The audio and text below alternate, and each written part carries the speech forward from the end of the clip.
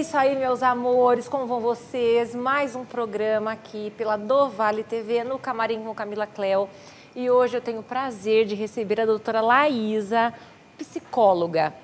Lembrando a vocês todos que nós estamos seguindo as diretrizes da OMS, tá? Eu já tirei a minha máscara, estou com o meu álcool, estamos à distância e a doutora Laísa vai tirar agora o dela. Muito obrigada, Camila. É um prazer tê-la conosco, Laísa. É um prazer estar aqui. A nossa pauta de hoje, gente, eu acho que é de suma importância, que é sobre o emocional do ser humano na pandemia. Uma situação completamente nova para nós. Vocês vão de convir comigo, não é? Laísa, fale-nos mais um pouco sobre a saúde mental do ser humano, eu não digo do brasileiro, porque o mundo esteve em pandemia. Sim, Camila. Olha, na verdade, a gente já não vinha vindo de um período bom, né? De muitas queixas, de problemas de saúde mental desde crianças, adolescentes, de demandas relacionadas ao trabalho, né? Muito grande. E quando a pandemia chegou no início do ano passado, em 2020, gerou, na verdade, um pânico quase que coletivo, né? E, obviamente, que as demandas de saúde mental acabaram se acentuando, mas, ao mesmo tempo, qual acho que é o movimento que nós, profissionais dessa área, começamos a perceber? As pessoas começaram a buscar mais ajuda. Então, chegou muita gente assim para nós, né? Olha, essa questão é uma questão minha de sempre. Mas agora na pandemia... Ela está negritada e sublinhada. Eu preciso cuidar. Foi o que a gente foi vendo. E lógico que tiveram coisas pontuais, né? Muitas demandas pontuais em relação à pandemia, né? Então, a queixa do luto, né? Então, muitas pessoas vivendo o luto ao mesmo tempo. Do seu próximo, do seu ente próximo, querido. Exatamente. Então, assim, todo mundo ao longo da vida faz parte, né, a gente vivenciar processos de luto. A gente vai perder, né, pessoas que a gente ama, né? O problema é que isso veio de uma forma coletiva, né? Então, muita gente ao mesmo tempo, né, ou perdendo vários amigos ou vários familiares e entrando ao mesmo tempo em luto, né? Uma sociedade enlutada, nós estamos vendo agora. Mas até antes, Laísa, era a sensação de insegurança, digamos assim, com um fator externo que nós não tínhamos como deblaterar, se há de convir. E também, Laísa, além do luto, porque antes do luto era a sensação de impotência, insegurança diante de um mal que nós não poderíamos driblar. Concorda comigo? Então você diz antes, na verdade, da pandemia se acentuar no país. Não, né? Ela já estava, mas as mortes, às vezes, não estavam perto de muitas pessoas. Sim. Então, é aquela sensação, o que eu faço? Eu estou inseguro, trancado em casa. Perfeito. Na verdade, antes mesmo, realmente, né? Antes de a gente ter as queixas de luto, né? Do boom de mortes. Isso. A gente estava com as queixas relacionadas a um medo do desconhecido. Um medo que, na verdade... ele tem sua importância, porque assim, a partir do medo foi que a gente conseguiu se preservar, se cuidar. Então, o medo ele tem uma função muito importante para nós, seres humanos. O que acontece, né, é que algumas pessoas começaram a sofrer de um medo muito intenso, né? Então, a vir a ter as crises de pânico, né?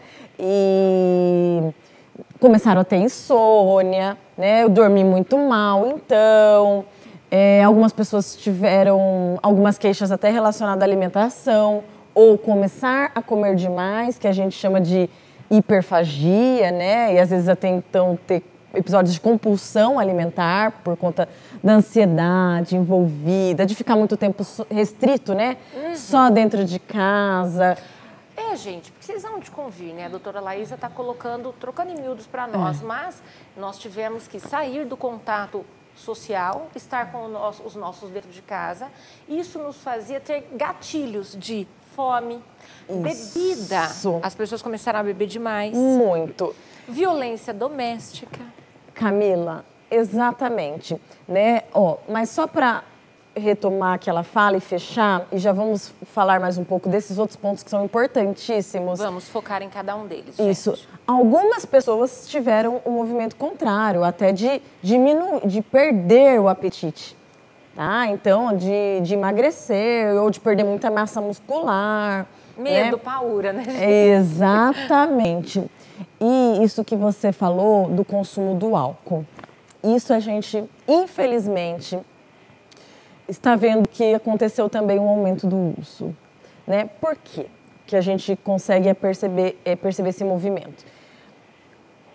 Um dos fatores, né? São vários, é multideterminado, né? O nosso comportamento. Mas um deles é a nossa dificuldade em lidar com as emoções difíceis. Ao longo da nossa vida, muitas vezes, né? Na maioria das vezes, agora que a gente está começando a pensar nisso, a sociedade está indo mais para um movimento de preservação da saúde mental, né? De prevenção, mas a gente não é ensinado a como lidar com as nossas emoções. E muitas vezes a gente vai tentando encontrar caminhos por nós mesmos. E culturalmente, às vezes o álcool é alguma coisa que é extremamente utilizado, ou algumas outras drogas, né? O que acaba fazendo que uma pessoa que talvez já fizesse um uso social do álcool, né, depois ali, com uma ansiedade elevada ou com um sentimento de angústia, de medo em relação ao que está acontecendo, porque, na verdade, outros medos vieram com o medo da doença, né? O desemprego, o medo financeiro. Exato, gente. Isso foi... A bebida era uma válvula de escape muito grande para quem não sabia se é um empregado, ia ser desempregado, porque o empregador já não poderia quitar ali com a folha de pagamento de todos os funcionários. Todo mundo está dentro de casa. Sim. Como é que vai fazer? Sim. Não era assim, doutora? Sim. Eu estou chamando a doutora Laísa, né, gente? Isso, Camila. Mas assim, e muita gente, muitos profissionais liberais, que o trabalho era estritamente relacionado com eventos, né? Então, o pessoal da maquiagem, o pessoal, né, da organização de eventos e tal. Então, muita gente, os artistas, então muita gente, na verdade, na pandemia também caiu muito a demanda de trabalho. Então, né, não só o medo de perder o emprego, como a demanda de trabalho diminuída. Então, assim, algumas áreas, né, por exemplo, eu estou falando da minha, a nossa aumentou a demanda, né, por conta da pandemia. Muitas pessoas começaram a cuidar mais da saúde mental. Mas algumas áreas diminuiu muito, sofreu mais os impactos negativos, né, da pandemia. Então, sim, né, às vezes a droga, o álcool, infelizmente, acaba sendo um recurso imediato, é um que bálsamo, tá fácil. Né? Você tá com medo, Isso. Uma pandemia, vocês vão de família que nunca aconteceu conosco. A febre negra aconteceu, dizimou metade da Europa no século XIV. E até é bom contar para vocês que não foi pela globalização. As pessoas falam que o nosso Covid, o nosso corona, é um problema da globalização. Mas e lá atrás, no século XIV? Não era globalização. E aconteceu também um problema grande, massivo, e matou metade da Europa. Complicado, né? Sim. Mas questões políticas nós não vamos trazer aqui, né, Laísa?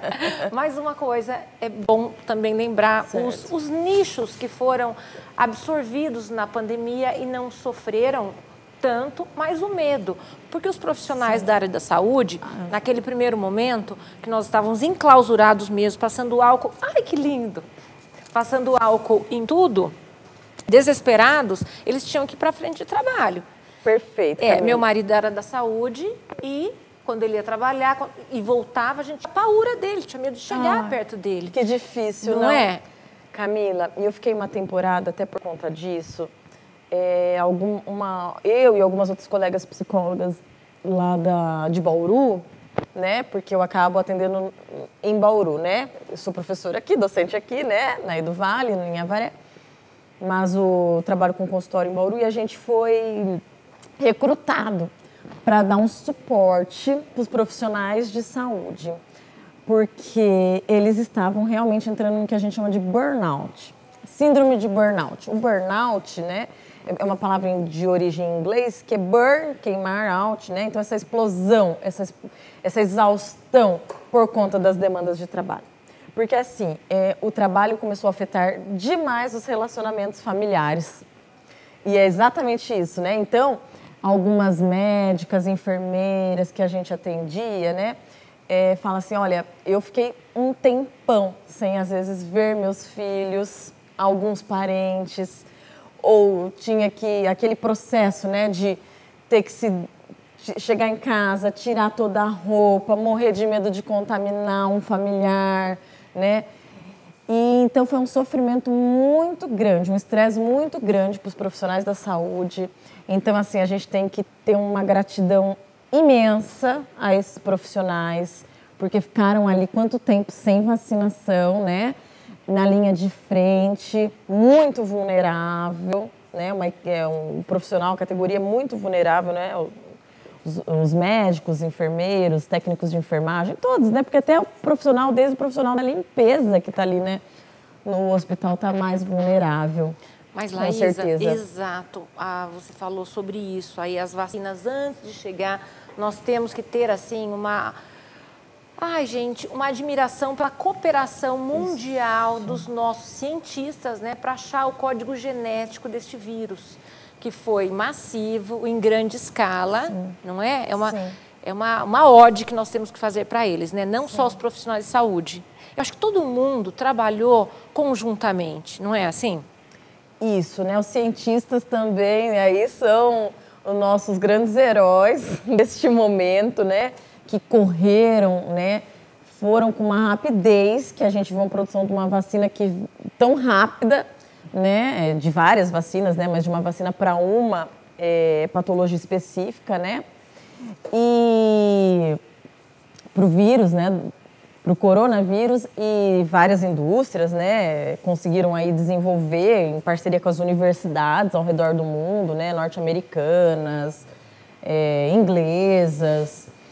E então a ciência foi que se destacou nesse momento, né, assim, no sentido de trazer para a gente algo a qual a gente recorrer, porque é inimaginável como que seria a nossa vida se a gente continuasse, né, por mais muito tempo. Na verdade, a pandemia em si foi uma coisa assim... Mas daqui a pouco, Laísa, no segundo bloco, falando sobre o novo normal e mais alguns assuntinhos sobre o nosso emocional da pandemia, tá bom?